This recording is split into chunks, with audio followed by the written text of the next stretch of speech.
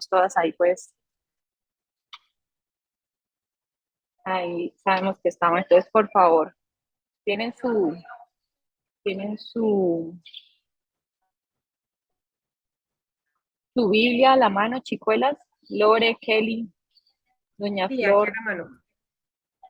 Sí, listo, señora. perfecto. Perfecto. Entonces, Sí, sí, sí. oremos. Le voy a pedir a Jennifer que por favor nos ayude orando y comenzamos con la clase. ¿Está bien? Dale. Bueno, oremos. Padre Santo, te damos gracias por esta noche, te damos gracias porque nos permites tener ese espacio, Señor, para conocerte más, Señor, para que nos hables. Te pedimos que por favor disponga los corazones de todas las personas que están aquí. Usa, Señora Juliana, como vaso, Señor, útil para poder hablar de tu palabra. Te damos gracias, Señor, y pedimos por todas las mujeres, aunque tú quieras que estén aquí, Señor, que las traigas. Nos sentimos agradecidos por los oídos que nos prestas. Ponemos tu palabra, Señor, delante de nosotros para que seas tú hablando, Señor, y no nuestras opiniones o nuestros pensamientos. Quedamos en tu presencia y en tu nombre oramos, Señor Jesús. Amén. Amén. Amén. Muchas gracias, amiga. Bueno, mujeres, la vez pasada yo les dije al finalizar la clase que tenía una aclaración pendiente de la clase pasada para hacerles que me parecía muy importante. En esa clase estábamos hablando acerca del orden que debe haber en nuestra vida. Hubo una parte que hablamos acerca del orden, entonces las que estuvieron en la clase pasada me pueden confirmar si tienen presente ese fragmento de la clase sobre el que hablamos. ¿Sí? En esa clase yo les contaba que el orden bíblico, el orden que Dios nos establece para la manera en que debemos ocupar nuestro tiempo es, primero que todo, nuestra relación con Dios. O sea, en primer lugar en nuestras vidas, en nuestro tiempo, en nuestras ocupaciones, lo debe ocupar Dios.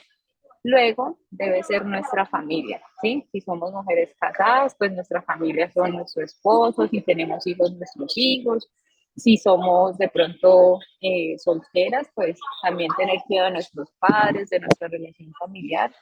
Y dentro de ese círculo de familia también se dan unos pequeños círculos que nosotros no debemos permitir que unos invadan los otros. Entonces, si yo soy una mujer casada, mi círculo principal es mi esposo y yo. Ese es un círculo sagrado que Dios ha establecido y por encima de mi esposo no puede estar mi hijo.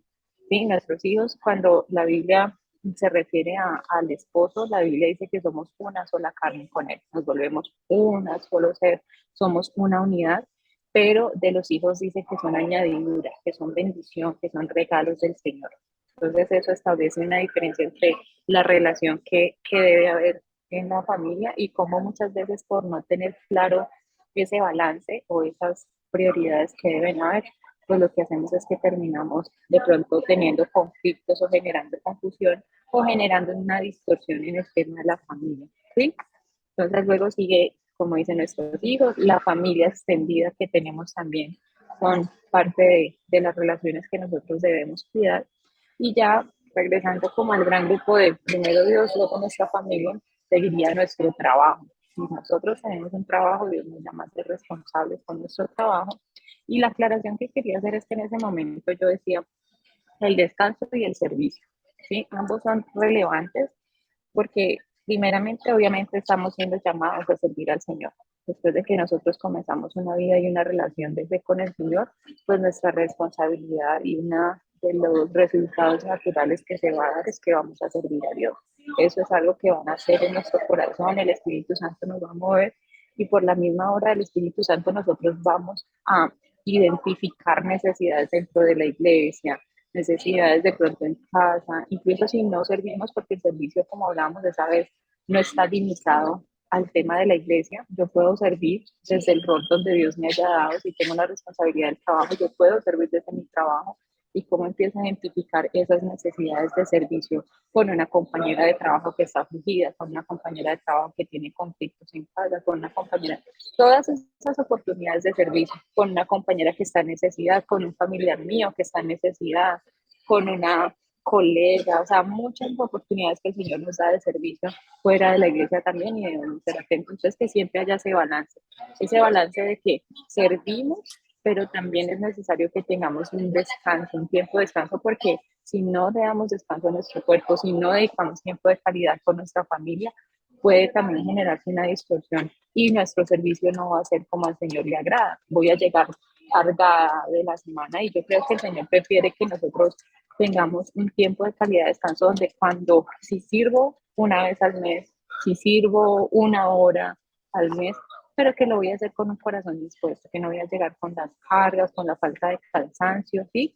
Y que tampoco se vuelva que dedico todo el tiempo a la iglesia y descuido mis otros roles. Y entonces me parecía importante hacer esa aclaración de la clase pasada para que nos quedara de pronto de verdad de acuerdo a lo que el Señor nos enseña y las prioridades que la Biblia misma nos muestra, cómo debe ser ese orden. ¿Sí? Entonces ya con esa aclaración hecha, vamos a entrar en detalle hoy. Hoy va a ser una clase muy especial, yo creo, porque va a hablar acerca de cómo compartir de Cristo. Hoy vamos a aprender principios que son muy importantes y muy claros para compartir el Evangelio, para compartir con otros ese mensaje de salvación que transforma nuestras vidas, que nos cambia y que muchas veces nosotros en medio de esa pasión y ese fuego y ese primer amor queremos que todo el mundo entienda lo que es creer en Cristo Jesús. Nosotros creemos, o sea, hay un fuego que se extiende en nosotros cuando recién somos creyentes y queremos ir a compartir a todo el mundo. Y me parece muy bonito cuando la Biblia hace esa comparación de que cuando conocemos el reino de Dios, o que el reino de Dios es comparado a una mujer que haya un tesoro y vende todo lo que tiene, ¿sí? Y va y le cuenta a la gente. Entonces, es importante que nosotros también sepamos cómo vamos a hacer eso, qué nos dice la Biblia acerca de esto, ¿sí? Entonces, creo que Jennifer había leído la introducción por algunas, pero ya como estamos todas acá, vamos a leer. Dice, después de experimentar el amor y el perdón de Cristo en nuestras vidas, recibiéndole como Señor y Salvador, los cristianos, nosotros los creyentes, debemos compartir nuestra fe con familiares, con amigos, con vecinos e incluso con personas que no conocemos. Pero podemos sentirnos inseguros de cómo presentar el Evangelio, cómo hablar acerca de Cristo Jesús, de cómo responder a las preguntas que nos pueden hacer, o incluso podemos llegar a tener temor de ser rechazadas. Entonces, en este estudio, en esta lección de hoy, la idea y el propósito principal es que podamos aprender juntas a compartir el Evangelio de Cristo de una manera mucho más clara, más sencilla y sobre todo, y esto es muy, muy importante, primero que es el Evangelio de Jesús. O sea, nosotros siempre que vamos a compartir es acerca de la persona de Cristo. Y hay que tener un entendimiento muy claro de que esa obra la hace el Espíritu Santo, ¿sí? El que trae convicción a la vida, el que convence es el Espíritu Santo. Nosotros presentamos argumentos, nosotros lo que hacemos es dar palabra, compartir lo que la palabra dice, pero al final, si el Espíritu Santo no produce convicción en una persona, por más que nosotros intentemos hacerlo, pues no va a ser posible, ¿sí? Entonces recordemos, lo importante es que el centro y el fundamento del evangelismo es la persona de Jesús, ¿sí? Ese es el centro del evangelismo. Cuando yo digo que yo voy a evangelizar, yo estoy diciendo que yo voy a ir a hablarle a otras personas acerca de la persona de Cristo Jesús y su obra, ¿sí? Entonces vamos a empezar a desarrollar las preguntas que tenemos. La primera pregunta nos dice, ¿a quiénes envía Jesús a que se les hiciera discípulos por el Evangelio? Entonces le voy a pedir el favor a doña Flor, si tiene su Biblia por allí, que me pueda colaborar buscando el pasaje de Mateo 28:19 y le voy a pedir a Jennifer que me colabore buscando Romanos 10 del 14 al 15, que va a ser un versículo de apoyo que vamos a usar para esto, ¿vale? Cuando lo tengan listo, Romanos, me ¿qué avisan, amiga? por favor. Romanos 10, no te escuché bien. 10, 14 al 15. Romanos 10, 14 al 15 y doña Flor, Mateo 28, 19. Me avisa doña Flor cuando lo tenga listo, por favor.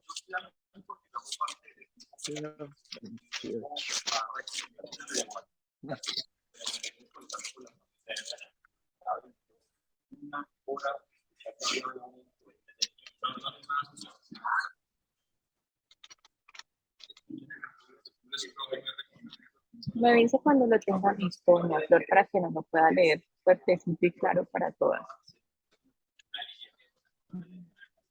Mateo 28, 19.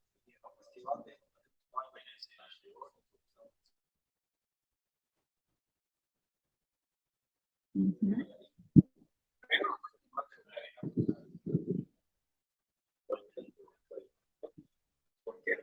¿Sí estamos por allí, doña Flor?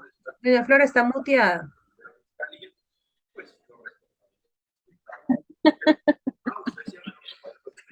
Doña Flor, no la estamos escuchando, doña Yolanda. Sigue muteada. Tienes que poner el... No, no se escucha. Húndale Bueno, más duro. voy a...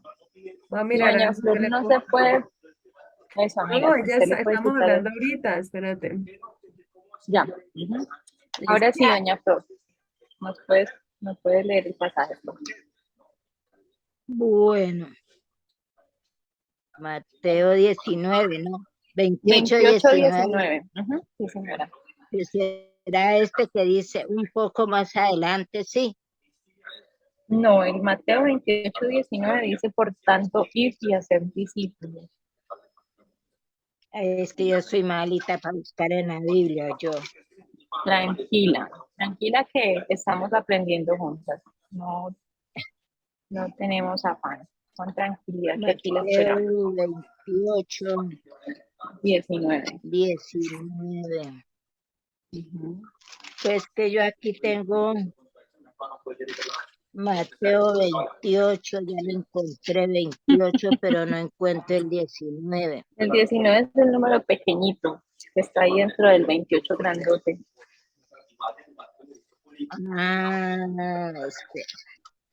Pues dígale a la otra que le lea el otro Bueno, mientras yo busco voy a el leerlo otro. yo, ¿sí, doña Flor? Mientras vamos aprendiendo, Bueno, vamos cogiendo el tiro. Entonces, Mateo bueno, 28, 19 dice, por tanto, id y hacer discípulos a todas las naciones, bautizándolos en el nombre del Padre y del Hijo y del Espíritu Santo.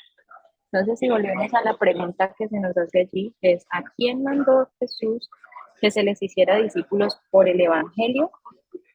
¿Quién me puede ayudar de acuerdo a lo que nos dice el pasaje mismo? Buenas noches, Juliana. Pienso que el pasaje nos lo está diciendo a todas las personas que lo recibimos en el corazón, que tomamos la decisión de seguirlo. Pienso que es un mandato para todos nosotros.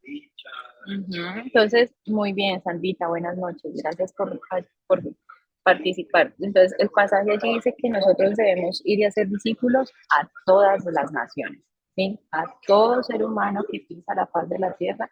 Nuestro llamado es ir y hacer discípulos, ¿sí?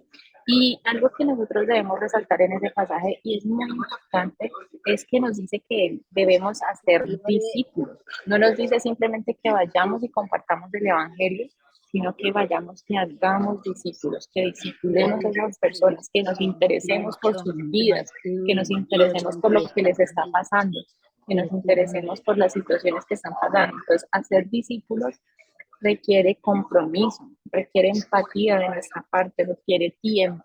Y eso es algo que nosotros debemos tener muy conscientes porque es el llamado, eso es lo que conocemos dentro de el crecimiento cristiano como la gran comisión. Y la gran comisión no es solamente ir a decirle a alguien Cristo Jesús murió por usted, sino comprometernos en ese crecimiento espiritual de esa persona cuando llega a aceptar y cuando llega a reconocer a Cristo como Señor y Salvador.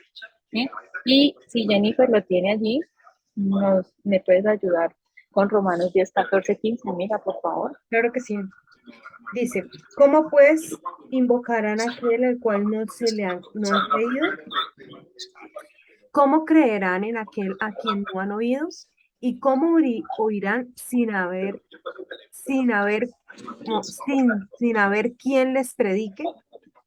¿Y cómo predicarán si no fueren enviados? Como está escrito, cuán hermosos son los pies de los que anuncian la paz, de los que anuncian las buenas nuevas. Amén. Entonces ese pasaje me parece muy especial porque nosotros, hay muchas personas afuera, hay muchas personas en el mundo que no conocen de Cristo y que tienen esa necesidad. Y la Biblia misma nos dice, ¿cómo van a escuchar a estas personas si nunca han escuchado hablar de Él? Si no hay nadie que vaya, si nunca han escuchado, nunca han oído acerca de Él. ¿Sí? Entonces, este pasaje yo le digo que es un pasaje progresivo. ¿Sí? ¿Por qué progresivo? Porque vamos viendo que es como va llevando al otro nivel. Dice, ¿cómo van a invocar a aquel en el cual no han creído? Pero ¿cómo van a poder creer en Él si nunca han oído? Si nunca han oído acerca de Cristo Jesús, ¿cómo van a poder creer en Él? ¿Y cómo van a oír si no hay nadie que les predique, si no hay una persona que vaya y les diga quién ellos están? Y sobre todo como predicadora si no fueren enviados. O sea, Dios mismo confirma allí que ya hemos sido enviados. Pero me encanta esta promesa que dice que son hermosos los pies de los que anuncian la paz y de los que anuncian las buenas nuevas.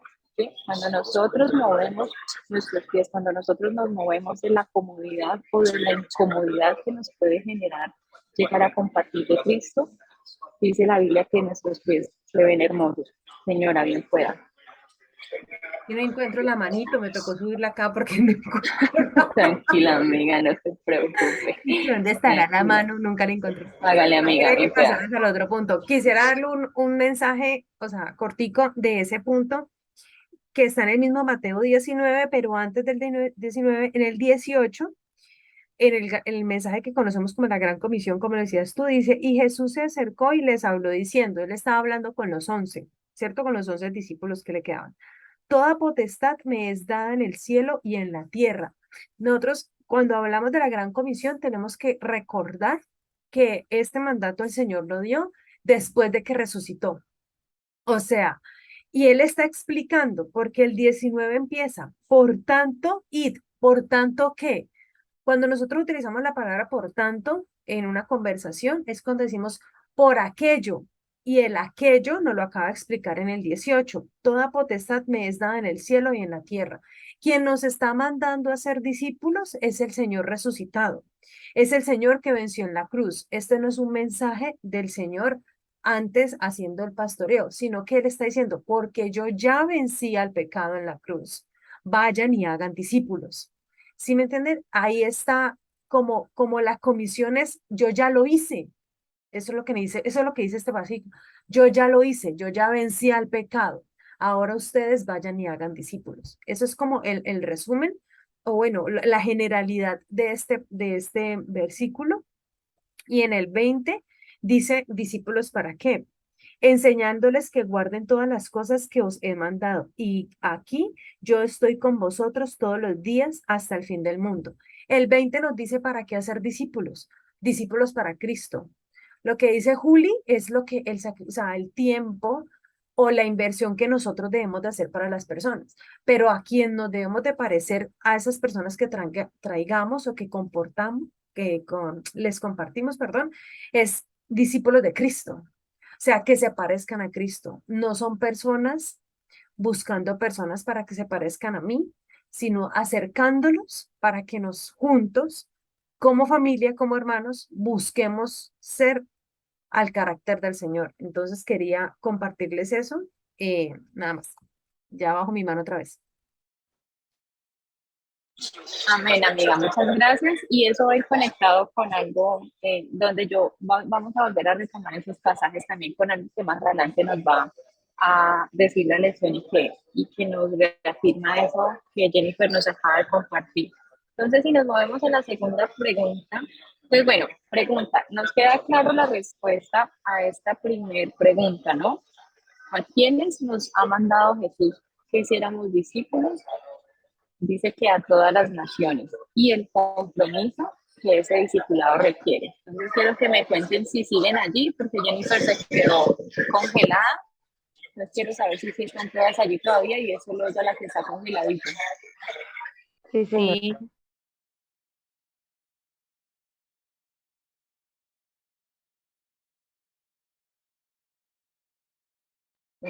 Entonces, se escucha mucho el ruido alrededor para que esperamos que justo está saliendo la gente de un auditorio que hay aquí cerca. ¿Se escucha mucho el ruido o puedo seguirles hablando ahí? ¿Me escuchan bien? Pues yo te ¿Me escucho, escuchan? y no sé las otras compañeras. Se escucha bien. Perfecto, listo, el Señor es bueno. Entonces vamos a retomar aquí, ah, vamos a retomar aquí nuevamente. Entonces, en la segunda pregunta dice, ¿quién convence al mundo de pecado, de justicia y de juicio, de acuerdo a Juan 16, 7 al 8? Entonces le voy a pedir el favor a Lorena si me puede ayudar leyendo el pasaje de Juan 16 del 7 al 8, de manera que lo podamos escuchar todas despacito, con claridad. Juan 16, 7 y 8.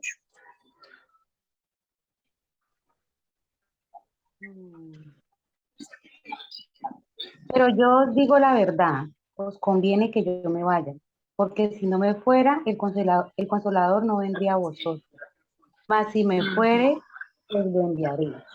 Y cuando Él venga, convencerá al mundo de pecado, de justicia y de juicio. Amén. Entonces ese pasaje es súper lindo porque no solo nos habla de la promesa de Cristo, pero respondiendo a la pregunta, ¿a cómo se refiere allí? ¿Quién dice este pasaje de Juan 16, 7 y 8 que va a convencer a las personas de pecado, de justicia y de juicio? El Espíritu Literalmente, Santo. como está escrito allí literalmente en el pasaje, ¿quién nos dice que lo va a hacer? El Está Espíritu Santo. Bueno, listo. Entonces, allí literalmente en el pasaje nos dice que es el consolador. Y como muy bien Sandrita y Lore lo dicen, ese consolador se refiere al Espíritu Santo. ¿Sí? Y ese convencimiento del que se habla allí es lo que nosotros conocemos como convicción. ¿Sí? La convicción de pecado, de justicia y de juicio, el único que la puede traer a nuestras vidas y que la puede traer a la vida de las otras personas es el Espíritu Santo. Nosotros podemos exponer argumentos, nosotros compartimos la palabra de Dios, incluso hay momentos donde Dios puede llevarnos a compartir experiencias o el testimonio de cómo Dios ha obrado en nuestras vidas, ¿sí? Incluso Dios podemos usar ilustraciones, pero la realidad es que la convicción, esa obra sobrenatural que hace clic, que hace la chispa en la mente, en el corazón, en el espíritu de las personas, la hace el Espíritu Santo. ¿Sí? Y es muy importante que tengamos eso en cuenta para que al momento de compartir no vaya a haber de pronto frustración o otras cosas que se puedan generar, pero a medida que vamos desarrollando la lección vamos a profundizar mucho más en eso, pero es importante tener eso. El único que convence de pecado, de justicia y de juicio es el Espíritu Santo. Yo puedo exponerle a una persona los argumentos acerca del pecado, el concepto del pecado, yo le puedo hablar acerca a una persona de la justicia de Dios, yo le puedo hablar del juicio de Dios, yo puedo hacer todo eso, yo puedo poner esa sal, ser esa luz en la vida de una persona, pero al final, quien da convicción solamente es el Espíritu Santo. ¿Sí? No sé si hasta allí hay alguna pregunta, alguna aclaración, algún aporte que quieran hacer. ¿Algo? Bueno, entonces vamos a avanzar. Ahora nos dice que ¿cómo podemos compartir el Evangelio de una manera clara y sencilla? La pregunta 3 nos dice que vimos cómo la palabra Evangelio significa buenas nuevas, ¿sí? Buenas noticias, noticias de salvación. Estas buenas noticias del amor de Dios son las buenas noticias del amor de Dios para con nosotros. Entonces ahora le voy a pedir el favor a Melvita que por favor nos ayuden leyendo Primera de Juan 4:10 y este pasaje nos va a explicar en qué consiste el amor de Dios. ¿Sí? Primera de Juan. Listo, ya la 4:10. Okay.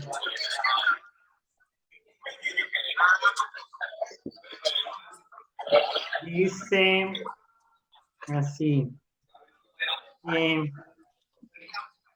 Mis ojitos ya.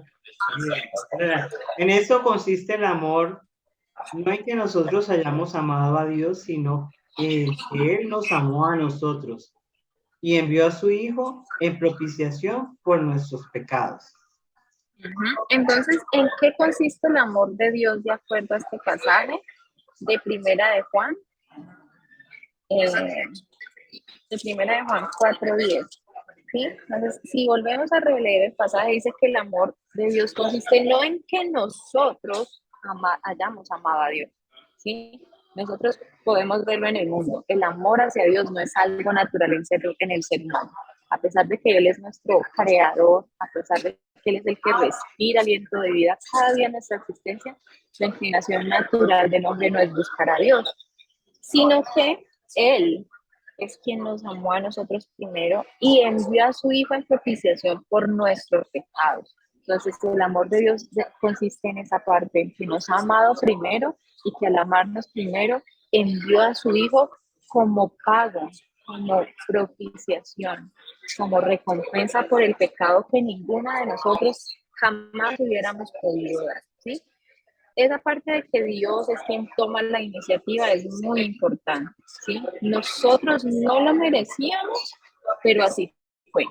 Esa fue la mayor muestra de amor ágape más grande que nosotros conocemos, y si todas estamos familiarizadas con el término amor ágape, es ese amor incondicional, ese amor que se entrega completamente sin esperar nada a cambio. Es ese amor que lo da todo a pesar de que la otra persona yo no reciba nada. Y ese es un claro ejemplo y una ilustración perfecta del amor de Cristo por nosotros y del amor de Dios por nosotros a través de su Hijo. Hay muchas personas en el mundo por las cuales Dios dio todo, pero esas personas no dan nada a cambio. Muchas veces pueden incluso renegar del nombre de Dios, muchas veces pueden incluso negar su existencia. Y me gusta mucho una explicación que leí acerca del amor ágape, que a mí me confrontó de manera personal mucho, y dice, es dar todo de sí por el bien del otro, independiente de la respuesta o la reciprocidad de esa otra persona. Tremendo, ¿no? Tremendo cuando uno dice, tengo que dar todo por el amor de esa persona y lo voy a dar todo por el amor de esa persona, pero no recibimos nada a cambio. Yo creo que de pronto las que son mamás, ese es un ejemplo que es, o sea, yo lo viví desde mi rol como niñera y eso me hacía mucho pensar, uy, no manches, Señor, este es su tipo de amor, pero también como es para las mamás. Las mamás se entregan, hacen lo mejor por sus hijos, mejor dicho, dan todo, derraman todo su amor, su paciencia, y muchas veces lo que obtienen a cambio es una pataleta, una algarabía, un desaire, muchas veces ni siquiera nada. Muchas veces sus hijos ni se enteran de todo el sacrificio, de todo el esfuerzo, de todo lo que implica para una mamá derramar ese amor por ellos. Y esa es una buena comparación de lo que el amor de Dios es y hace en nosotros, ¿sí? Entonces, creo que eso es algo que nos debe llevar a nosotros como creyentes a valorar mucho más, muchísimo más el amor de Dios por nuestras vidas. La cuarta pregunta, no sé si tienen alguna pregunta o aclaración que ustedes que quieran que hacer o hasta llegamos claras. Bueno, dice que, ¿qué es el Evangelio? Vamos a responder 3 preguntas con el pasaje de Romanos 1:16. Aquí en la pantalla me aparece Juan Sebastián Pinzón, pero no sé si el que está conectado es Sebas o su esposa. No, amiga, esa es Melvita. Ah, ok, Melvita, usted está 2 veces, listo. Entonces, ahora le voy a pedir el favor a Sandrita que por favor me ayude a leer Romanos 1:16, que es el pasaje que nos va a ayudar a responder la pregunta número 4, ¿sí? Que está dividida en 3 preguntas más. Entonces, sí, por favor, Sandrita, ¿me puede ayudar? Romanos 1:16. 1:16. El poder del Evangelio, porque no me avergüenzo del Evangelio, porque es poder de Dios para salvación a todo aquel que cree, al judío primeramente y también al griego. Listo, perfecto. Entonces, si leemos Romanos 1:16, ¿qué nos dice que es el Evangelio ese pasaje? Poder de Dios para salvación. Poder de Dios, ¿cierto? El Evangelio es poder de Dios y aquí es donde conectamos este pasaje con lo que leímos en Mateo 28:19, ¿sí? Allí es donde se conecta. Esa palabra que se usa allí, de poder de Dios, se refiere, ese poder en el original es la palabra dínamos. Y la palabra dínamos es donde se origina la palabra dinamita. Y es la misma palabra que se usa en Hechos 1:8 cuando se nos dice que, ahorita leemos unos 8 juntos, pero dice que recibiréis poder cuando haya venido sobre vosotros el Espíritu Santo. Ahorita vamos a ir a ese pasaje, pero me llama mucho la atención porque eso nos lleva a entender la dimensión del poder del Evangelio, ¿sí? El Evangelio es como un taco de dinamita que yo pongo en la mente, en el espíritu y en el corazón de una persona y trae libertad, ¿sí? Esa explosión genera una explosión en esa oscuridad espiritual, en esas tinieblas espirituales y entra a traer esa convicción de la que hablábamos ahorita, ¿sí? Entonces, en Mateo 28, como leíamos con Jennifer y ella nos aclaraba, el poder que está orando es ese mismo poder que Jesús nos menciona allí y me encanta porque Dios nunca nos manda a cumplir una tarea sin antes darnos las herramientas para hacerlo, ¿sí? Jesús nunca nos va a mandar a hacer algo para lo cual Él no nos va a capacitar, para lo cual Él no nos va a dar el poder, para lo cual Él no nos va a dar las herramientas que necesitamos. Y el pasaje anterior, como decía Jennifer, cuando uno lo lee, empieza desde el 16. Dice que los 11 discípulos se fueron a Galilea, al monte donde Jesús les había ordenado que esperaran, y que cuando le vieron, lo adoraron, pero que habían algunos que dudaban. ¿Y cómo aborda Jesús la duda de estos hombres? Él les dice, toda potestad me es dada en el cielo y en la tierra. Y esa potestad era contundente. Si yo veo a mi maestro, en el cual yo había perdido la esperanza hace 3 días porque lo vi crucificado, porque lo vi muerto, y lo veo ahora resucitado, y me dice que toda potestad me es dada en el cielo y en la tierra, eso tiene un gran impacto, porque la comisión que viene, que me va a encomendar, está respaldada por esa potestad que les ha dado, ¿sí? Dice, ahora ustedes deben ir y hacer discípulos a todas las naciones, bautizándolos en el nombre del Padre, del Hijo y del Espíritu Santo. Y el Espíritu Santo es el que nos va a dar esa fuerza, ese poder, esa dinamita, ¿sí? Ese poder que va a obrar a través de nuestra boca, pero finalmente es el poder de Dios en obra. Y es lo que va a permitir que al cumplir esa gran comisión, al cumplir esa misión de discipular, podamos enseñarle a las personas que guarden todas las cosas que Dios nos ha mandado, que Él va a estar con nosotros todos los días hasta el fin. Y eso es muy importante. Este poder, este dínamo, va a estar con nosotros hasta el fin. No va a ser un poder que viene y va, como en el Antiguo Testamento. Recuerda que en el Antiguo Testamento la manifestación del Espíritu Santo era que el Espíritu Santo venía sobre la persona para que cumpliera una misión específica y luego se retiraba, ¿cierto? Por ejemplo, en el caso de Sansón, cuando uno dice que Sansón ora y le pide al Señor que le permita hacer esta última vez, dice que el Espíritu de Dios vino en él. Y imagínense en el poder del Espíritu Santo. Sansón había perdido su fuerza, le habían sacado los ojos. Y ese poder hizo que él pudiera derribar las columnas de este lugar y matar muchas más personas de las que había matado en vida. Y yo creo que es importante que nosotros tengamos simplemente ese poder que está orando a nosotros. Entonces, ¿qué es el Evangelio? Es poder de Dios. ¿Y para qué sirve ese poder de Dios? ¿Para qué nos sirve ese poder de Dios? Para salvación. Esa es la manera en la que obra en todo aquel que cree en él, ¿sí? Y como dice, está muy conectado el pasaje de Hechos 1:8 que se los voy a leer con el tema de la gran comisión, ¿sí? Porque es donde Dios nos dice a dónde podemos llegar cuando vamos a ser discípulos y vamos a compartir este evangelio que es poder de Dios para salvación. Dice que recibiremos poder cuando haya venido sobre nosotros el Espíritu Santo y vamos a ser testigos en Jerusalén, en toda Judea, en Samaria y hasta lo último de la tierra. Entonces miren el alcance que tiene este poder, este poder del Espíritu Santo y del Evangelio, ¿sí?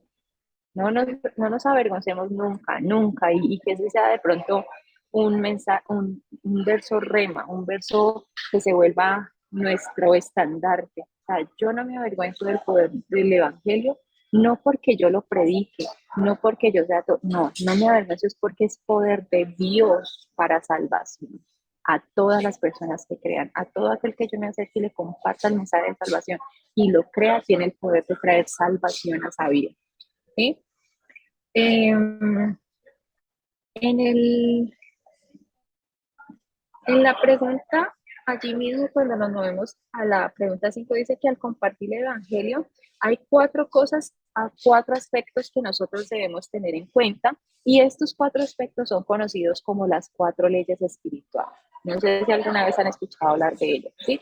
Cuando nosotros estamos en medio de la vida de la fe cristiana, es muy, muy normal escuchar acerca de las 4 leyes espirituales.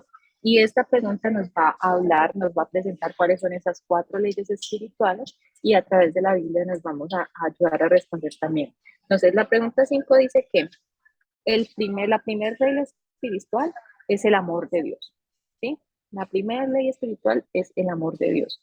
Juan 3:16 nos dice que ha dado Dios al mundo para mostrar su amor. Entonces le voy a pedir el favor a Kelly que si por favor me ayuda a leer Juan 3:16. Yo creo que si yo les dijera que me lo digan de memoria, habrían muchas que me lo podrían decir de memoria. Ese es un pasaje que desde que usted es creyente se lo aprende. Yo creo que es de los primeros pasajes que uno como creyente se memoriza, porque se vuelve muy especial. Entonces, si Kelly nos colabora, porfa, con Juan 3:16 para que respondamos qué ha dado Dios al mundo para mostrar su amor.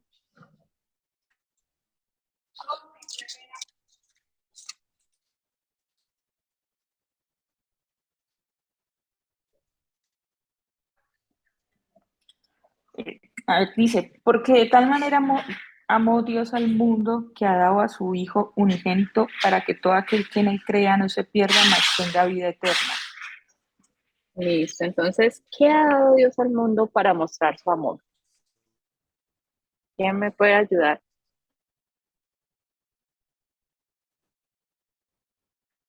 De acuerdo a lo que nos dice el pasaje, ¿qué ha dado Dios para mostrar su amor al mundo? Allí el pasaje nos lo dice súper claro, Su unigénito. a su Hijo unigénito. Y ese unigénito se refiere a su único Hijo, a su más amado y más preciado Hijo. De ese tamaño es el amor de Dios. Y hay una ilustración que yo creo que es súper viejita en el contexto de cristianos, pero para las que son mamás acá, ¿cuántos de ustedes darían a uno de sus hijos en rescate por algo? ¿Cuántos de ustedes podrían decir, pongamos el ejemplo, con su esposo? Su esposo cometió una falta gravísima, gravísima. Y la única manera para que esa falta sea perdonada es que ustedes entreguen sus hijos. ¿Ustedes lo harían? Yo no creo. No, yo no. Difícilmente, ¿verdad? Difícilmente. Bueno, Sin llevémoslo a otro nivel. difícilmente. Llevémoslo a otro nivel. Nuestro esposo, el amado, adorado, bizcocho, papacito rico que tenemos al lado todos los días, sino un completo extraño. Alguien que yo no tengo ni idea de quién es. Y que viene a mí y me dice, mire, por favor, necesito que usted vea a su hijo por mí. ¿Lo darían? Menos. Exactamente eso fue lo que hizo Jesús por nosotros. Jesús se entregó a sí mismo y Dios Padre entregó a su Hijo por nosotros, lleno. Juli, y recordando el versículo que leímos al principio, no solo es sorprendente el ejemplo que tú das, que nunca va a pasar de moda ese ejemplo, porque nos aterriza, sino que nosotros, uno, no lo merecíamos, y aunque creamos que algunas veces nosotros nos acercamos al Señor y le buscamos, fue el Señor el que propició el momento para que nosotros nos pudiéramos arrepentir. Si nosotros llegamos a entender que realmente nosotros no merecíamos semejante perdón, porque ni lo estábamos buscando, ni lo estábamos pidiendo, ¿sí? Vamos a poder entender primero ese gran amor que no nos cansamos de estudiar y no nos cansamos de entender al Señor. Y segundo, ese gran pecado, porque es que a veces caemos en los dos extremos. Creemos que fuimos nosotras las que nos acercamos y le dimos la oportunidad a Dios de que estuviera en nuestra vida. Y segundo, a veces creemos que sí, hay personas o compartámosle a las personas que son más pecadoras. No sé si ustedes les han pasado, ahora que estamos hablando de compartir del Señor, a veces uno ve gente con una vida moral muy intachable y uno dice, no, esa persona no necesita del Señor. Esa persona, todos los que no reciban, los que no tengan al Señor en su corazón, lo necesitan, solo que nuestros ojos terrenales no nos dejan ver el volumen o la cantidad de pecado que tenemos. Pero si no hubiera sido así, el Señor no hubiera tenido que hacer semejante sacrificio. Porque yo siempre me pregunto, o sea, habiendo tantas cosas por hacer, el Señor hizo algunas cosas en el pasado, cuando vemos cómo corregía al pueblo judío, pero el volumen de pecado, o sea, era la única salida, tener que entregar a su unigénito, ¿no? Y esa palabra no está como el que escribió unigénito en ese versículo no lo puso porque sí, lo puso para decirnos que era lo único, el único hijo que Dios tenía y lo único lo entregó por nosotros. Entonces tampoco nos sesguemos ni nos dejemos nunca dejar de llevar por lo que vean nuestros ojos. Hay personas que uno las ve como felices, como con una vida normal, bien, con casa, carro, beca, tía en Estados Unidos. Y ustedes no se imaginan lo que hay detrás de eso. Todos queremos una tía en los Estados Unidos, no solamente yo. Eh, O no un hermano saben, en Suiza. un hermano en Suiza, sí, no. No, que eso no sea una excusa para no compartir del Señor. Dale, Julián. Pero amiga, bueno, chévere porque Jen se me adelanta, pero súper chévere porque va a haber conexión con lo que vamos a mencionar ahorita, que es la segunda ley espiritual, lo que Jen menciona, el pecado, ¿sí? Entonces hasta ahora vamos, primer ley espiritual, el amor de Dios, segunda ley espiritual, el pecado. Yo Pero te ¿qué hago la pasa con ese antesala, pecado? te hago la ¿Sí? antesala. Tranquila, amiga. Entonces la pregunta 6 nos dice que el pecado es un problema, ¿sí? Es el problema del hombre. Ese pecado nos separa de Dios, por eso es un problema el pecado, porque genera una separación espiritual de Dios. En Romanos 3:23 nos va a responder una pregunta muy importante y es ¿cuántos de los seres humanos han pecado y cuál es la paga de ese pecado según Romanos 6:23? Entonces empecemos con la primera pregunta. ¿Cuántos seres humanos han pecado? De acuerdo a lo que nos dice Romanos 3:23, le voy a pedir a Jennifer que por favor me ayude con esa. Y para responder la segunda pregunta, le voy a pedir a Melvita que tenga por favor listo Romanos 6:23 para que respondamos esas dos preguntas. Entonces, si nos vamos a Romanos 3:23,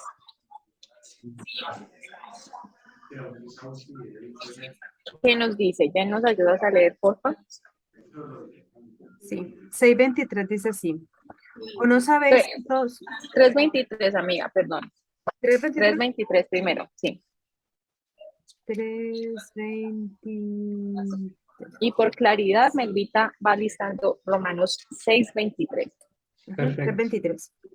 Uh-huh. Por cuanto todos pecaron y están destituidos de la gloria de Dios. ¿Ya? Uh-huh. Entonces, Así. según este pasaje, ¿cuántos pecaron? Todos. Todos. Todos, cada uno Y de cuando todos. la Biblia dice todos, cuando se encuentra la palabra en la Biblia es todos. O sea, no hay uno solo que se salve. Por más moralmente correcto que se crea, como dice Jennifer, no hay uno. Todos pecamos. ¿Y cuál es la paga de ese pecado según Romanos 6:23? Melvita, ¿me ayudas a leerlo, por favor? Porque la paga del pecado es muerte, mas la dádiva de Dios es vida eterna en Cristo Jesús, Señor nuestro. Amén. Entonces, ¿cuál es la paga del pecado de acuerdo a Romanos 6:23? La muerte. Muerte, ¿cierto? Y no es solamente la muerte física, es una muerte mucho más grave, es la muerte espiritual. La paga por nuestros pecados, si nosotros llegamos a morir sin Cristo Jesús como nuestro Señor y Salvador, no solo va a ser la muerte física, sino la muerte espiritual que vamos a sufrir, ¿sí? Nosotros podemos, como decía Jennifer, considerarnos moralmente correctos, ¿sí? Nosotros podemos pensar que somos personas que no somos tan malas, o podemos irnos para otro extremo, que somos tan malos, que hemos hecho cosas tan malas, que Dios no nos podría perdonar. Eso nos lleva a un punto muy importante. Hay dos cosas que siempre van a separar al hombre y que van a impedir que reciban la gracia y la restauración de Dios. Ambos o dos extremos, como mencionaba Jennifer. El primer extremo es mi orgullo. No, yo soy buena. Yo nunca he matado a nadie, yo no miento, yo le hago bien a todo el mundo, yo no trato de hacerle daño a nadie, yo hago todo bien, soy moralmente correcto, entonces no creo que necesite a Dios. Dios, ¿por qué tendría que estar enojado? Porque dice que no soy buena si yo, dentro de los estándares humanos, soy una persona buena. El otro extremo es que yo he pecado tanto, es que yo he sido tan malo, es que yo he hecho cosas tan malas que yo no puedo creer que Dios me va a perdonar. Y eso es vergüenza. Ninguna de las dos son un impedimento para que nosotros podamos llegar a conocer a Cristo Jesús, ¿sí? Ninguna de las dos nos separan de Cristo Jesús. Entonces, una es que todos los seres humanos, todos nosotros hemos pecado y hemos sido destituidos de la presencia de Dios. Y si morimos sin arrepentirnos de ese pecado, la paga por ese pecado va a ser la muerte. Y hay algo que a mí me parece y me llama mucho la atención a veces, porque incluso como creyentes, nosotros podemos decirle a la persona, no, pero es que usted se va a condenar en el infierno, y allá está el diablo y las almas que se están condenando y el fuego eterno. La realidad es que eso no es lo peor del infierno. Lo peor que va a pasar en el infierno es que yo voy a tener una conciencia del amor de Dios por mí. Yo voy a tener conciencia de todas las veces que alguien vino y me compartió a mí y yo dije no. Esa es la peor parte del infierno. Lo peor del infierno no es el lugar físico que se nos describe, ni cómo se nos habla la Biblia acerca de él, porque la Biblia habla muy fuertemente del infierno. Dice que es el lugar del Seol, donde el fuego y el nunca para, y se escucha horrible, pero lo que es más horrible del infierno realmente es que yo voy a estar eternamente separada de Dios y voy a tener conciencia de que Dios se acercó a mí, y voy a tener conciencia de que Cristo Jesús murió en la cruz y yo decidí rechazarlas, ¿sí? Entonces, que nosotros también tengamos conciencia de llevar en amor a las personas, porque a veces somos ligeros y incluso con una buena intención y en el afán y en ese deseo que tenemos de que las personas conozcan a Cristo, porque es una noticia súper importante que transforma la eternidad de las personas, podemos cometer el error de no hacerlo con amor, de no hacerlo en gracia y de llevar a las personas a enfocarse de pronto en ese temor de, uy, no, el infierno, pero no les llevamos a la gracia. Y al final eso es lo que debemos compartir, la gracia. Es verdad, usted ha pecado, es verdad, usted no es digno del amor de Dios, es verdad, usted no puede hacer nada, pero ¿sabe cuál es la buena noticia? Que Dios sí quiere acercarse a usted, que Dios sí quiere que usted se acerque a Él y que Dios sí quiere salvar su vida, ¿sí? Entonces hasta allí hemos visto dos leyes espirituales. Una, lo que es el amor de Dios y cómo se manifestó. Sandrita, ¿alguna pregunta? No, señora. Ah, bueno, listo. Y la segunda es el problema que tenemos nosotros, nuestro pecado, y cómo Él nos separa del amor de Dios. Pero sería muy tétrico que nosotros dijéramos, bueno, no, sí, no, el amor de Dios y el pecado. Y entonces, como dicen los católicos, quedamos entre el limbo y el purgatorio. Lo bueno es que el Señor también nos da esta solución, y esa solución, o nos da esa esperanza, perdón. Esa esperanza es la salvación en Cristo. Entonces, nuestra tercera ley espiritual es la salvación en Cristo Jesús, ¿sí? El amor de Dios es la solución al problema del pecado. ¿De qué manera Dios muestra su amor para con nosotros? Vamos a ver Romanos 5:8 y le voy a pedir el favor a Lore que me ayude con Romanos 5:8 para leer. Y dice que además de Jesús, otra pregunta que debemos responder con lo que la Biblia nos enseña es, además de Jesús, ¿hay salvación en alguna otra persona? De acuerdo a Hechos 4:12, le voy a pedir el favor a Kelly que me ayude con ese Hechos 4:12, ¿sí? Para que juntos respondamos estas dos preguntas.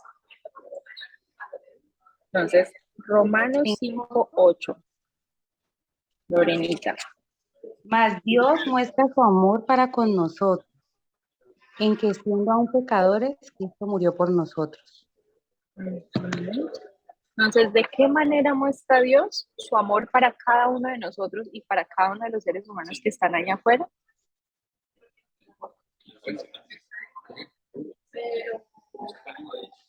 ¿De qué manera nos muestra Dios ese amor? Que aún siendo pecadores, pues envió a su único hijo a morir por nosotros. Amén. También Tal nosotros. cual, que a pesar de mi pecado, Cristo murió por mí. ¿Sí? Y a mí me encanta una ilustración que de manera personal yo la viví y la recuerdo muy bien. En mi peor momento, yo creo que todos nosotros somos conscientes de esos momentos de nuestra vida en que uno dice, "Uy, no, es que yo no la peco aquí".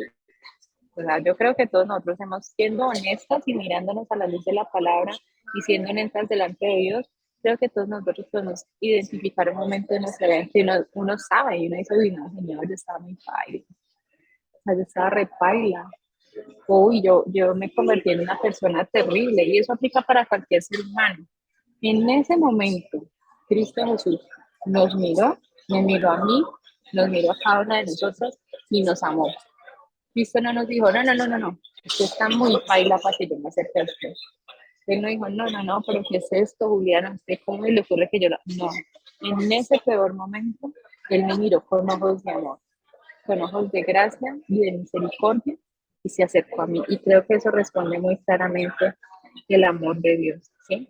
En que a pesar de nuestro pecado, a pesar de nuestra maldad, a pesar de nuestra rebeldía, a pesar de nuestra indiferencia, Él murió por cada uno de nosotros. ¿Sí? Y vamos a responder esta pregunta. ¿Habrá alguna manera de que nosotros podamos ser salvos fuera de Cristo Jesús? ¿Sí? De acuerdo a Hechos 4:12. Eli, ¿tú me puedes ayudar a leer el pasaje, por favor? Y en ningún otro hay salvación, porque no hay otro nombre bajo el cielo, dado a los hombres en que podemos ser salvos. Entonces, ¿hay salvación en alguna persona, en alguna corriente, en alguna filosofía fuera de Cristo Jesús? ¿Qué nos dice Hechos?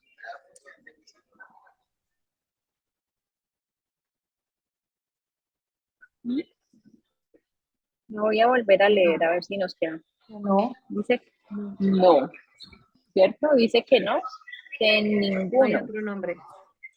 No hay otro nombre sobre el cual. Entonces, nunca, y esto también de pronto es una ilustración que escuchamos muy recurrentemente. O sea, nosotros nunca escuchamos a los grandes filósofos, a los grandes personajes religiosos hablar acerca de sí mismos de la manera en que Cristo Jesús habló, ¿sí? Y nunca hemos visto todas las tumbas, todos estos grandes filósofos, todos estos grandes personajes, Mahoma, la Madre Teresa, está este que es muy famoso y se me olvida el nombre, el Calvito Indio, que la gente tiene una corriente pues que tiene un cierto nivel de veneración, no sé si es Mahatma Gandhi, creo que alguno de esos, varios personajes de esos, si nosotros vamos a ver, sus tumbas están todas allí, todos ellos están allí en su tumba, pero Cristo Jesús resucitó y hay miles de pruebas, o sea, no fue. Entonces es una prueba contundente que nos dice, no, no, yo puedo creer, yo puedo pensar, pero puedo estar, y yo puedo estar sinceramente engañado. Hay muchas personas allá afuera en el mundo que están sinceramente engañados. O sea, ellos sinceramente creen en otras filosofías, sinceramente creen en otras alternativas, pero la realidad absoluta es que fuera de Cristo Jesús no hay salvación. No hay otro nombre sobre el cual nosotros podamos tener salvación y vida eterna. Entonces, vamos a hacer el recuento. Perdón, Juli, es que ahí tengo la pantalla cerrada. Tranquila. En primera de Timoteo 2, 4 y 5 dice que el cual quiere que todos los hombres sean salvos y vengan al conocimiento de la verdad, porque hay un solo Dios y un solo mediador entre Dios y los hombres, Jesucristo. Amén.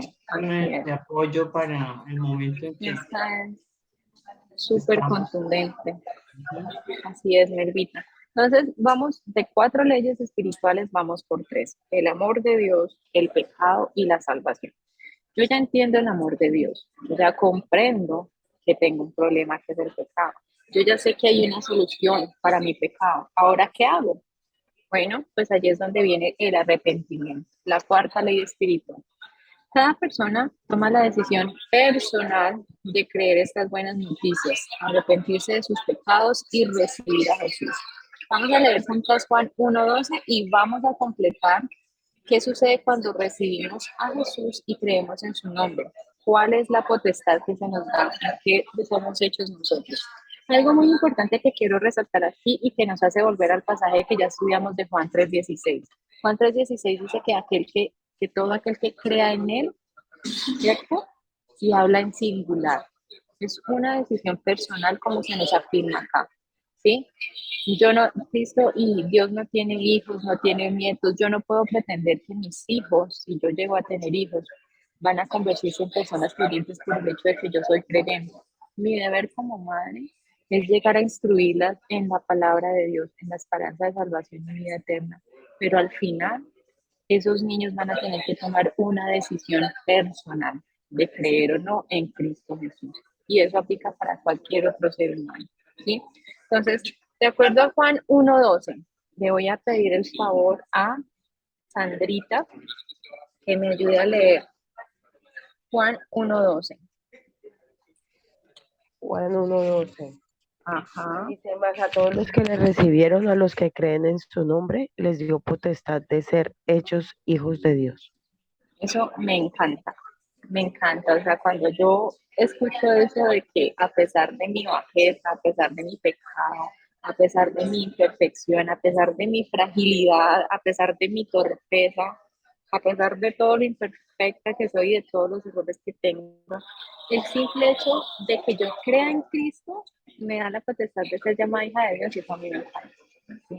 Porque nos convertimos en hijas del mejor Padre, el Padre más perfecto, más amoroso, más bondadoso, justo, que nos disciplina, que nos corrige, que quiere formar y moldear nuestro carácter, pero que extiende un amor inmenso. O sea, que ese amor, que esa gracia, que esa misericordia, que esa fidelidad, que esa ternura, que esa caballerosidad es tan grande que yo muchas veces no la puedo comprender, ¿sí? Muchas veces yo no puedo comprender ese tipo de padre que tenemos. Entonces, cuando nosotros como seres humanos tomamos esa decisión personal de creer en las buenas noticias, en el evangelio de salvación, cuando yo lo entiendo acá en mi mente, pero cuando mi corazón también lo recibe, y yo sé que me debo arrepentir de mis pecados y recibo a Cristo Jesús, ese arrepentimiento genera esta hermosura de respuesta en mi corazón y de resultado. Ahora soy hija de Dios. Y aquí es muy importante hacer una aclaración, porque muchas veces también a la ligera decimos, no, todos somos hijos de Dios, pero esa no es una realidad. Todos los seres humanos hemos sido creados por Dios, somos creación de Dios y hay muchas maneras en las que la Biblia habla como Él simplemente formó al hombre con su palabra cuando lo arma y luego a Eva con sus propias manos. Y me encanta Jeremías cuando dice que Él nos formó y entretejió cada partecita de nuestro cuerpo en el vientre de nuestra madre. Él nos creó, pero solo llegamos a ser hijos de Dios cuando aceptamos a Cristo Jesús. Todos los seres humanos, cada ser humano que camina en esta tierra es una creación de Dios. Nosotros venimos de Él. Cuando el ser humano quiere entender quién es, de dónde viene, para dónde va y cuál es su propósito, solo lo puede encontrar en Cristo Jesús, en su creador. Puede entender que fue creado para glorificar a Cristo. Puede entender que su propósito en esta vida es vivir una vida que le agrade a Cristo. Y puede entender que cuando vive esa vida, su destino es un destino eterno, en la presencia de Dios Padre para toda la eternidad. Pero solo llegamos a ser hijos de Dios cuando aceptamos y recibimos el sacrificio de Cristo Jesús. Y no solo lo hacemos nuestro Salvador, sino también nuestro Señor. Nosotros podemos llevar por años teniendo una relación con Cristo como Salvador. Y vivimos todo el tiempo con esa sensación de en qué momento se va a perder mi salvación, porque solo hemos tenido una relación con Él como Salvador. Pero cuando yo paso de esa relación de Salvador a Señor, es diferente, porque ya yo voy a querer vivir una vida de acuerdo a lo que mi Señor le agrada. de acuerdo a lo que mi Señor dice, de acuerdo a los consejos que mi Señor me da. Y eso me guarda para que yo viva una vida santa, para que yo viva una vida apartada para Él. Y eso va a hacer que al final yo no tenga que tener esa sensación. Muchas veces si nosotros estamos luchando con ese pensamiento de yo voy a perder mi salvación o ay no es que sea, no, o sea, caminar en la libertad de Cristo nos permite caminar en esa tranquilidad de que mientras yo esté caminando de acuerdo a los parámetros que Dios me da, yo voy a estar tranquilo. Entonces también es importante que hagamos esa transición. Como nuevos creyentes siempre va a estar ese primer inicio de, uy, el Señor es mi Salvador, el Señor me salvó, el Señor me libró del pecado, de la muerte, de la vida eterna, pero que hagamos la transición a que Él es nuestro Señor y que debemos vivir de acuerdo a lo que el Señor nos dice.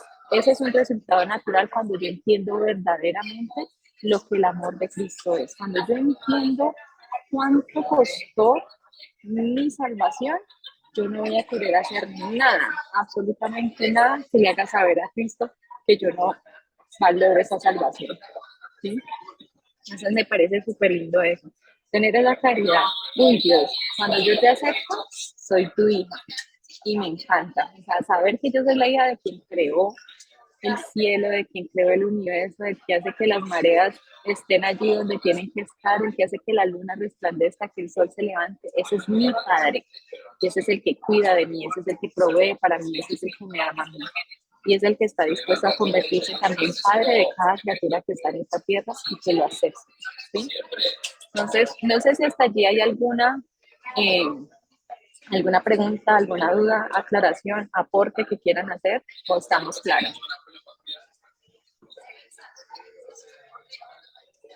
Voy a interpretar su silencio como un estamos claros. ¿Listo? Estamos claras.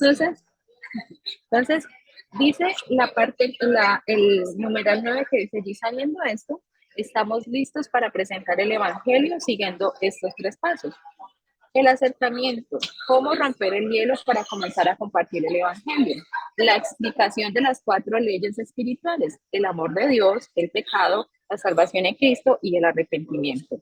Y luego las preguntas finales que ayudan a que la persona sepa si ha recibido a Jesús como Señor y Salvador o no.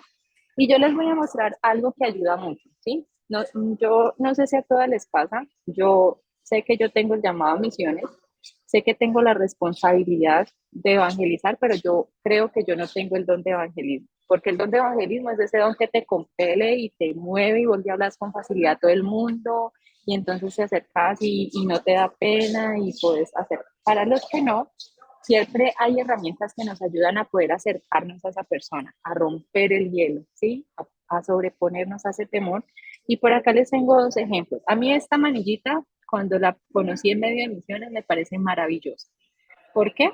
Porque permite acercamiento con la gente, romper el hielo. Entonces yo puedo estar haciendo evangelismo y yo voy por la calle y le digo, oiga, ¿usted me permite hacerle un regalito? Ah, sí, no la demoro mucho. Permítame, yo le hago este regalito, pero le voy a explicar en qué consiste este regalito. Esta es una manera de hacerlo sencilla, romper el hielo y explicar las 4 leyes espirituales. Acá están las 4 leyes espirituales. Dios es santo y Dios no convive con el pecado, ¿sí? El hombre es pecador y su pecado lo separa de Dios. Pero resulta que Dios nos amó tanto que dio a su Hijo por nosotros. Y su Hijo derramó hasta la última gota de su sangre en la cruz. Y gracias a ese sacrificio, yo he sido limpiada. Mis pecados han sido perdonados. Y ahora yo tengo esperanzas de salvación y vida eterna, de poder estar en la eternidad con Dios Padre para siempre. Y mi relación con Él ha sido restaurada. Y mi responsabilidad ahora es compartir con usted esas nuevas de salvación que Dios ha dado para mí. Simple, sencillo, y es un recordatorio. Yo me llevo esto y yo siempre se lo pongo a la persona y le digo, esta manillita espero que se convierta en un recordatorio del amor para usted y que en el momento en que de pronto Dios no lo quiera, se encuentre en una situación de peligro, recuerden que si usted cree en Cristo Jesús, va a tener salvación y vida eterna. ¿Sí? Esa es una manera. Otra manera puede ser, por ejemplo, esta. Tiene las mismas leyes espirituales. Entonces, si la gente está de mucho afán, bueno, le regalo, lea esta información, lea, allí están las 3 leyes, las 4 leyes espirituales, y la gente lo va a escuchar, ¿sí? Hay muchas herramientas. Hoy conocimos una que me pareció súper linda, que es un separador que decía Cristo te ama. Ay, ¿a usted le gusta leer? Vea, le regalo este separadorcito, Cristo lo ama. Sí. Entonces, Cristo lo ama. Venga, llévelo. Y si la gente da el pie, pues yo entro y le comparto el evangelio, pero si no, se lleva el mensaje de que Cristo lo ama. ¿Sí? Y hay muchas otras herramientas. Entonces, esto es muy bueno. Y algo muy importante que yo siempre, por experiencia personal, le digo a la gente y por los testimonios que he escuchado, nosotros no estamos dando publicidad, nosotros estamos dando palabras de salvación y vida eterna. Y cuando yo entrego este tratado, cuando yo entrego esta manilla, ¿sí? Cuando sobre todo es algo escrito, aunque la persona no le preste atención en ese momento, lo guarde en un cuaderno, lo guarde en su bolsillo, lo guarde en el bolso, oremos para que esas palabras de salvación y vida eterna en el momento propicio Dios las use. Nosotros tenemos el testimonio de una hermana en la iglesia que su papá tomó una decisión de fe por Jesús a través de un tratado que llevaba años en un libro, creo, en una de sus Biblias, y en el momento este hombre leyó ese tratado y tomó una decisión de fe por Cristo Jesús. Y a través de ese hombre, el linaje de su familia empezó a ser una familia rendida a los pies de Cristo. Entonces, nunca, nunca tengamos temor. O sea, esto es palabras de salvación y vida eterna. Esto no es un volante, no, esto son palabras de salvación y vida eterna que pueden impactar a la persona en el momento en que Dios disponga el corazón y de la convicción para que lo lean. Señora. Juli, dos cositas. Nosotros tenemos dos escenarios en los cuales compartir como, como creyentes. Uno es toda nuestra vida. Después de que estemos despiertas, ese es el escenario para compartir del Señor. Y dos son los espacios que provocan o que se organizan actividades en la iglesia, como el que está Juli, que la cogió por allá en la Santiago.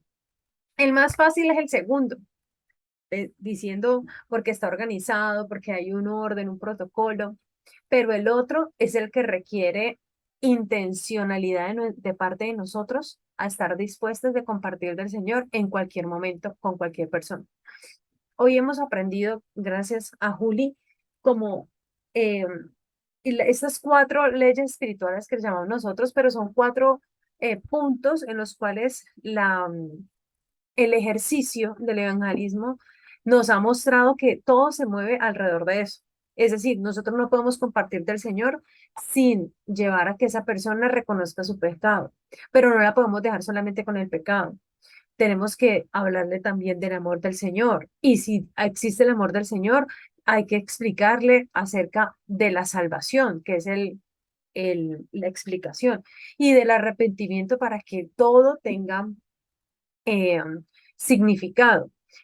A lo que yo les quiero decir es que no son los cuatro puntos y tiene que ser de esta manera y si me olvidó uno que me pasó, no, puede ser que usted empiece a hablar. Yo he tenido conversaciones con simplemente preguntas. Ve, ¿y eso qué es? ¿Qué es eso de Dios? Y el mismo Señor te va a estar ayudando. Pero a lo que yo las quiero animar es que de lo que ustedes tengan, como decía Pablo, compartan. ¿Sí? No se queden a que tengo que esperar a terminar fundamentos, no. Si una cosa, como dice Juli, una experiencia, una cosa el Señor les ha enseñado a ustedes en este caminar desde el día que ustedes le entregaron al Señor, de eso compartan. ¿Sí? Si ustedes se sienten amadas, compartan del amor del Señor. Si ustedes han sentido, se sienten arrepentidas, entonces compartan del arrepentimiento del Señor, porque a veces pensamos que son solamente los que salen en campañas, ¿no, Juli? Los que hacen eventos, los que pueden compartir del Señor y nosotros tenemos un escenario después de que abramos nuestros ojos a que nos acostemos con la persona que tengamos al lado, con la persona que nos topemos en el trabajo, ¿sí?